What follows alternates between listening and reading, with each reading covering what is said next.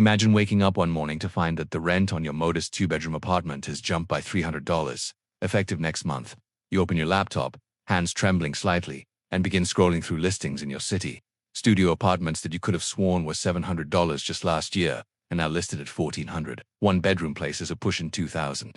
You expand your search radius, looking at neighborhoods farther from work, places with longer commutes, areas you don't really know, and the prices barely budge.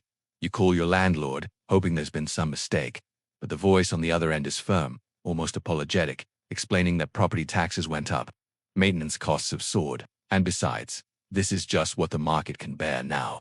You hang up and sit in silence, calculator open on your phone, running the numbers over and over. After rent, utilities, groceries, and your car payment, you'll have maybe $200 left each month. No savings, no emergency fund, no room for anything to go wrong. This isn't happening in some dystopian future or in a story designed to scare you. This is the reality millions of people are living right now, today, across cities and towns throughout the developed world. Welcome to the housing crisis, a phenomenon so vast and so deeply entrenched in our economic systems that it's reshaping how entire generations live, work, and plan for their futures. The housing crisis isn't just one problem, but rather a perfect storm of interconnected issues that have been building for decades. At its core, the crisis can be understood through a fundamental economic principle that everyone learns in introductory economics classes: supply and demand. But unlike the neat textbook examples, where these forces balance naturally, the housing market has been systematically prevented from reaching equilibrium by a complex web of policies, incentives, and structural barriers. To understand how we got here, we need to go back several decades and trace the various threads that have woven together into our current predicament. After World War II, many Western nations experienced a massive housing boom. Soldiers returned home, started families, and drove unprecedented demand for housing. Governments responded with ambitious building programs. In the United States, the Federal Housing Administration and the GI Bill made homeownership accessible to millions. Suburbs sprawled outward from city centers. Similar patterns emerged across Europe, Canada, Australia, and other developed nations. For a generation, housing seemed abundant and affordable. A single income could often support a family and a mortgage. But starting in the 1970s and accelerating through the 80s and 90s, something fundamental began to shift. The cities started becoming more economically valuable as the economy transitioned from manufacturing to services and technology. High-paying jobs concentrated in urban centers. San Francisco, New York, London, Toronto, Sydney, and similar cities became magnets for talent and capital. People wanted to live where the opportunities were, and increasingly, those opportunities were in expensive coastal cities and thriving metropolitan areas. As demand to live in these places increased, you might expect the market to respond by building more housing. This is what happens with most goods. When demand for smartphones increases, manufacturers make more smartphones. When more people want electric cars, automakers ramp up production. But housing is different, fundamentally and structurally different, in ways that prevent this natural market response. Land in desirable locations is finite. You cannot manufacture more land in downtown San Francisco or Manhattan. This basic geographic constraint means housing supply is inherently limited in ways that other goods are not. But even accounting for this limitation, cities could build much more densely, constructing apartment buildings and condominiums to house more people on the same amount of land. Many cities have done exactly this throughout history. Manhattan itself is a testament to density, with its iconic skyline built over a century of vertical construction. Yet in recent decades, even as demand has soared, construction has slowed to a crawl in many of the most desirable cities. The primary culprit is what urban planners and economists call restrictive zoning. Zoning laws determine what can be built where. They specify whether a plot of land can have commercial or residential buildings, how tall structures can be, how much parking must be included, how far buildings must be set back from the street, and countless other parameters. In theory, zoning exists to separate incompatible uses, to prevent a noisy factory from being built next to a quiet residential neighborhood, or to ensure adequate light and air for residents. These are reasonable goals. But zoning has evolved far beyond these original purposes into a tool that existing homeowners use to prevent new construction, thereby protecting their property values and neighborhood character. Consider a typical inner-ring suburb of a major American city. Most of these neighborhoods are zoned exclusively for single-family homes. This means that even if a developer wanted to build a small apartment building or a duplex, they legally cannot. The land is reserved by law for detached single-family houses only. In many cases, these restrictions cover vast swaths of the most economically valuable urban land. In cities like San Francisco, Seattle, and Los Angeles, somewhere between 70 and 90% of residential land is zoned exclusively for single-family homes. This means that in areas where market demand is highest, where people most want to live because jobs and amenities are concentrated, the law prevents the construction of housing dense enough to meet that demand. Why would cities enact such restrictive policies? The answer lies in the political economy of homeownership and what economists call the NIMBY phenomenon, which stands for not in my backyard. Homeowners, particularly those who bought decades ago when prices were lower, have enormous financial incentives to restrict new housing construction. Real estate often represents the largest asset in a family's portfolio. When supply is restricted and demand is high, prices rise. For existing homeowners, this means their net worth increases. A house purchased for $200,000 might now be worth $800,000 or more. This isn't just abstract wealth on paper. Homeowners can borrow against this equity, fund their retirements by downsizing, or pass substantial assets to their children. New construction, particularly dense, affordable housing, threatens this arrangement. More supply would moderate price growth or even cause prices to fall. Beyond pure financial incentives, many homeowners genuinely value their neighborhood's character and fear that new development will bring change. They worry about increased traffic, overcrowded schools, or shifts in the community's demographics and culture. These concerns, whether founded or not, become powerful political forces. Homeowners tend to be older, more established, and more likely to vote and attend local planning meetings than renters, particularly young renters. When a developer proposes a new apartment building, homeowners show up in force to oppose it, citing parking concerns, neighborhood character, traffic, shadows, views, and myriad other objections. Politicians, who rely on these engaged voters, listen.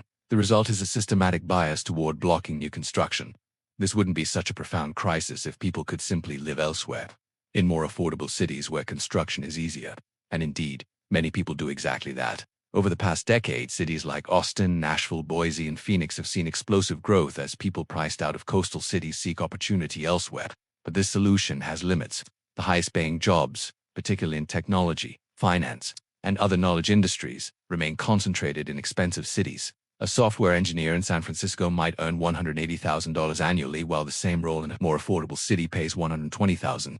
Even accounting for lower living costs, the absolute dollar difference matters for building wealth, paying student loans, or supporting family. Moreover, not all cities are equally restrictive, but the crisis is spreading. As people flee expensive cities for more affordable ones, they bring demand with them, driving up prices in their new homes. Cities that were once affordable, places like Austin or Boise, have seen dramatic price increases as they've absorbed migration from more expensive markets. And often, these cities then adopt the same restrictive zoning policies that created the crisis elsewhere. Existing residents in these newly expensive cities begin opposing new development for the same reasons that residents of San Francisco or New York have done for decades. The crisis becomes self-reinforcing and geographically expansive. Beyond zoning, other regulatory barriers compound the supply shortage. The permitting process in many cities is extraordinarily slow and uncertain.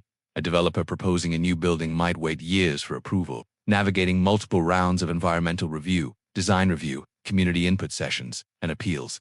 Each stage creates opportunities for opponents to delay or block the project.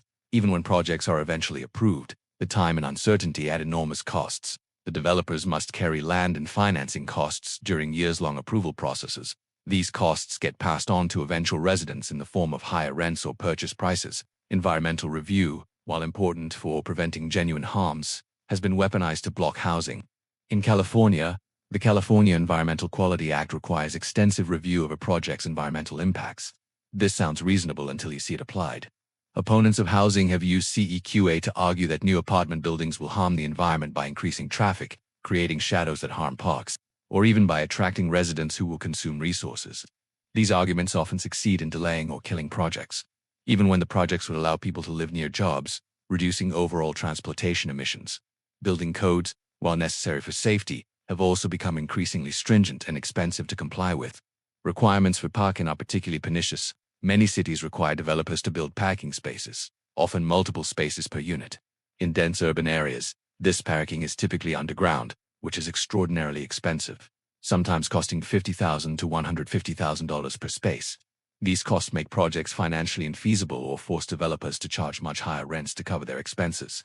The irony is that many urban residents, particularly young people, don't own cars and would prefer to save money by living in buildings without parking.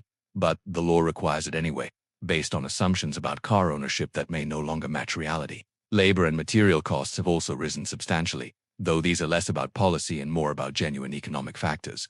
Construction workers are in short supply in many markets. Skilled trades like carpentry, plumbing, and electrical work require years of training, and fewer young people are entering these fields. Lumber, steel, and other materials have seen price volatility, particularly after the COVID-19 pandemic disrupted supply chains. However, while these costs are real, they don't fully explain the crisis. In markets with less restrictive zoning, like Houston or Tokyo, housing remains relatively affordable despite similar labor and material costs. The difference is that these cities allow enough construction to meet demand. Tokyo, in particular, is a fascinating case study.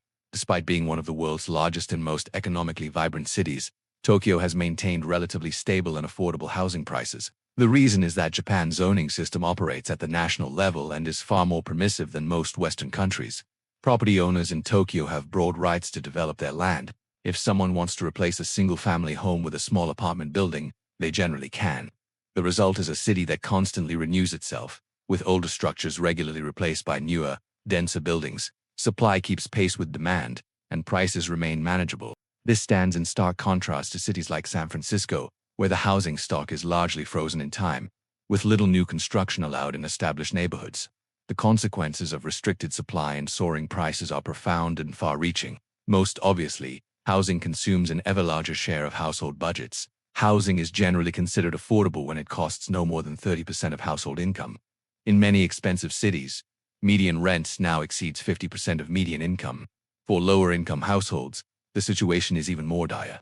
With housing sometimes consuming 70 or 80% of earnings, this leaves little for other needs like food, healthcare, education, or savings. With a squeeze on household budgets ripples through the entire economy. When people spend more on rent, they spend less on everything else. Restaurants, retail shops, entertainment venues, and other businesses suffer. Workers living paycheck to paycheck have no financial cushion to weather unexpected expenses. A car repair or a medical bill can spiral into catastrophic debt. Saving for retirement becomes impossible for many. The dream of homeownership, once broadly accessible to the middle class, has become increasingly elusive. In the 1970s, a typical American family could save for a down payment on a house in a few years.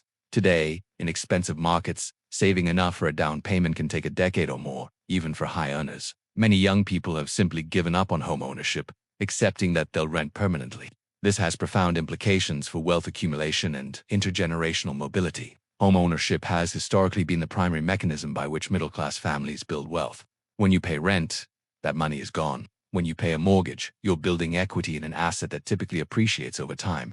The shift from a nation of homeowners to a nation of renters means wealth increasingly concentrates among those who already own property, while those locked out of homeownership struggle to build assets.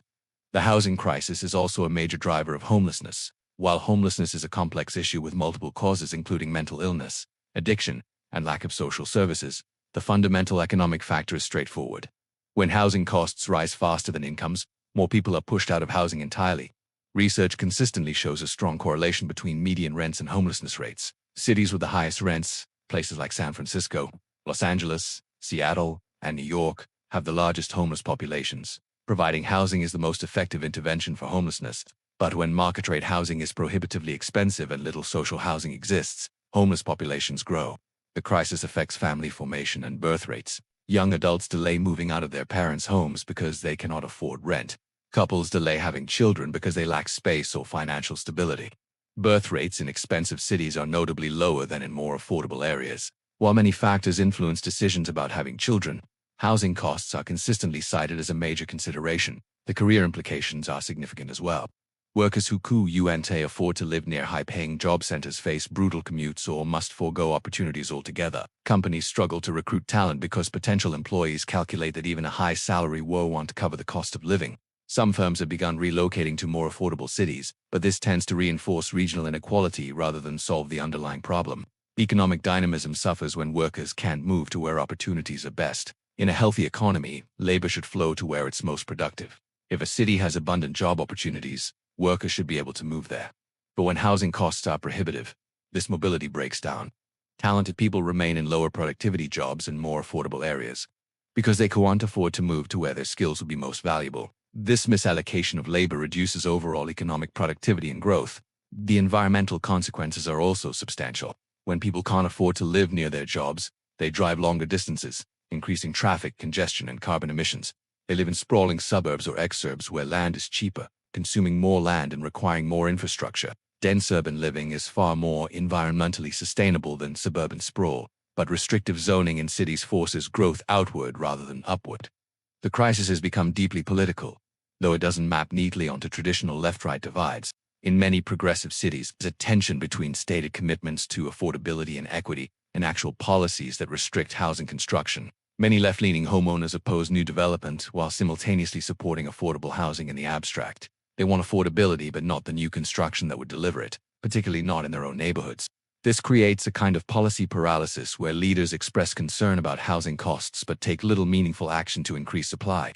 Some of the most restrictive zoning exists in politically progressive cities like San Francisco, Boulder, and Cambridge. Meanwhile, some more conservative or libertarian voices have championed zoning reform and increased construction, arguing for property rights and market solutions. But conservative homeowners can be just as restrictive as progressive ones when development threatens their neighborhoods. The result is a strange political landscape where the most effective housing advocates are often a coalition of young renters, developers, some economists and urbanists, and a few political leaders willing to take on homeowner opposition. They face an uphill battle against well-organized homeowner groups, slow-growth activists, and the simple inertia of existing policy. Solutions exist, but they require political will and often involve confronting powerful interests.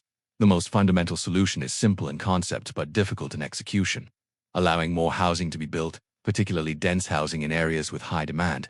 This means zoning reform, specifically ending or dramatically scaling back single-family exclusive zoning in urban areas. Cities need to allow apartments, townhouses, duplexes, and other multifamily housing by right in far more places. Several jurisdictions have begun moving in this direction. Minneapolis abolished single-family zoning citywide, allowing triplexes on any residential lot. Oregon passed a statewide law requiring cities to allow duplexes, triplexes, and fourplexes in neighborhoods previously reserved for single-family homes. California has passed several laws limiting local government's ability to block housing, including allowing accessory dwelling units, small secondary units on single-family lots, and streamlining approval for developments near transit. These reforms are steps in the right direction, though their impact will take years to materialize as new housing is gradually built. The more ambitious approach, exemplified by Tokyo or Houston, is to fundamentally rethink zoning toward a more permissive system where property owners have broad rights to develop their land, subject to basic safety and environmental standards, but not to extensive community review and approval processes. Streamlining the permitting and approval process is equally critical. Years-long delays make housing construction financially risky and expensive. Cities should move toward ministerial approval, where projects that meet objective standards are automatically approved without discretionary review. This removes the opportunity for opponents to tie projects up in endless hearings and appeals. Environmental review should focus on genuine environmental harms, rather than serving as a tool to block housing for other reasons. Some reformers propose exempting housing projects from environmental review entirely in already developed urban areas, arguing that allowing people to live near jobs is itself environmentally beneficial. Parking requirements should be eliminated or dramatically reduced, particularly in areas well served by public transit. Developers and residents should be free to decide how much parking they need, rather than having expansive mandates imposed by law. Many new apartment buildings would include some parking if the market demands it, but not the excessive amounts the current law requires. Reducing these requirements would make more projects financially feasible and lower rents. Building social housing, government-funded housing for low and middle-income residents, is another crucial component. The private market, even with reformed zoning, may not provide enough deeply affordable housing for the poorest residents. Many countries with less severe housing crises have robust social housing sectors. In Singapore, over 80% of residents live in government-built housing. In Vienna, nearly half of residents live in social housing or limited-profit housing co-ops. These programs require substantial public investment, but they ensure that housing is available at affordable rates regardless of market conditions. In the United States and some other countries, social housing has a troubled history and is often associated with poorly maintained, crime-ridden projects. But this isn't inherent to the model. When well-designed, well-maintained, and integrated into mixed-income neighborhoods, social housing can be highly successful. The key is adequate funding and political commitment. Reforming housing as an investment vehicle is a more controversial but potentially important piece of the puzzle. In many countries, housing has been treated as a store of wealth and an investment asset, more than as shelter. Policies encourage home ownership as wealth building and property speculation is common. When housing is primarily an investment, there's a conflict between affordability and investment returns. Investors want prices to rise. Renters need them to fall. Some reformers argue for policies that would treat housing more like a consumption good than an investment. This might include higher taxes on speculative purchases, Restrictions on short-term rentals like Airbnb that convert residential housing into de facto hotels, or even more radical measures like land value taxes that capture increases in land values for public benefit. These ideas face steep political opposition from homeowners who've been promised for decades that their homes are investments that will appreciate. Rent control is often proposed as a solution, but economists across the political spectrum generally agree that rent control, while benefiting existing tenants, tends to reduce housing supply and quality over time. When landlords can't charge market rates, they have less incentive to maintain properties or build new ones. Rent control can also create perverse outcomes where some tenants pay far below market rate while others, particularly new arrivals, pay more to compensate. Most economists favor supply-side solutions, building more housing, over price controls. Though well-designed rent stabilization that allows rent increases tied to inflation might avoid some of the worst problems of strict rent control. Expanding housing vouchers and direct cash assistance to low-income renters can help in the short term while supply increases. Programs like Section 8 in the United States provide vouchers that low-income families can use to rent market-rate apartments. These programs help families afford housing without the distortionary effects of price controls. However, in very tight housing markets, vouchers may simply bid up rents for everyone without increasing the number of people housed. They work best in combination with efforts to increase supply. Public transit investment can also help by making more areas accessible and economically viable. When transit is fast, reliable, and extensive, people can live farther from job centers without brutal commutes. This effectively increases the supply of viable housing by making previously peripheral areas attractive. Cities like Tokyo, Paris, and Seoul have used extensive rail networks to accommodate population growth without requiring everyone to live in the most central locations. In the United States, many cities have underinvested in transit, forcing reliance on cars and highways. Improved transit won't solve the housing crisis alone, but it's a valuable complement to other solutions. Community land trusts and limited equity cooperatives are alternative ownership models that try to provide stable, affordable housing while avoiding speculation. In these models, land is owned collectively, and residents own buildings or have long-term leases. When units are sold, price increases are capped, ensuring affordability for future residents. These models work well at a smaller scale but haven't been deployed widely enough to address the crisis at a systemic level. They're part of a diverse toolkit rather than a complete solution. The political challenge cannot be overstated. Reforming housing policy requires confronting homeowners who benefit from the status quo, defeating NIMBY opposition at countless local meetings, and convincing voters that allowing more construction in their neighborhoods is necessary and beneficial. It requires politicians to take unpopular stands and to prioritize the interests of renters and future residents over current homeowners. Some jurisdictions are making progress. New Zealand passed sweeping zoning reforms in 2021, allowing three-story buildings on most residential land in major cities without requiring resource consent. Early evidence suggests construction has increased significantly. California, despite its reputation for restrictive housing policy, has passed numerous bills in recent years to streamline housing approvals and override local opposition. Whether these reforms will be sufficient remains to be seen, but they represent genuine attempts to address the crises. Grassroots movements of renters and young people, often calling themselves YMBYs for Yes in My Backyard, have become increasingly organized and politically active. These groups attend planning meetings, lobby legislators, and run candidates for local office on pro-housing platforms. In some cities, they've achieved real victories, flipping planning commissions or city councils toward more pro-housing positions. Their organizing demonstrates that homeowner interests, while powerful, aren't invincible. The housing crisis is sometimes framed as a tension between two visions of what cities should be. One vision emphasizes preservation, neighborhood character, and the interests of current residents. It values stability, familiar surroundings, and protection from change. The other vision emphasizes dynamism, opportunity, and accommodation of newcomers. It values growth, density, and the vibrancy that comes from diverse, changing neighborhoods. Both visions contain legitimate values, but in recent decades, the preservationist vision has dominated policy in most expensive cities, leading directly to the affordability crisis. A healthy compromise would preserve genuinely historic and culturally significant buildings and neighborhoods, while allowing growth and change in most areas. Not every building is architecturally significant. Not every neighborhood is precious. Most urban land should be available for redevelopment to meet current needs, with protections focused narrowly on truly irreplaceable assets. The status quo often treats entire districts as untouchable, freezing cities in amber while demand continues to grow. It's worth considering what we're asking of people when we fail to solve this crisis. We're asking young adults to spend the prime years of their lives financially stressed, living with roommates well into their 30s, delaying families, and abandoning dreams of homeownership. We're asking essential workers, like teachers, nurses, and service employees to endure long commutes or cobble together multiple jobs to afford rent near their work. We're asking families to choose between adequate housing and other necessities like healthcare or education. We're asking entire generations to accept a lower standard of living than their parents enjoyed. Not because the economy is poorer, but because we've each chosen policies that enrich some at the expense of others. The housing crisis is fundamentally a choice. We could build more housing. We have the land, the labor, the materials, and the need. What we lack is the political will to override the interests of those who benefit from scarcity.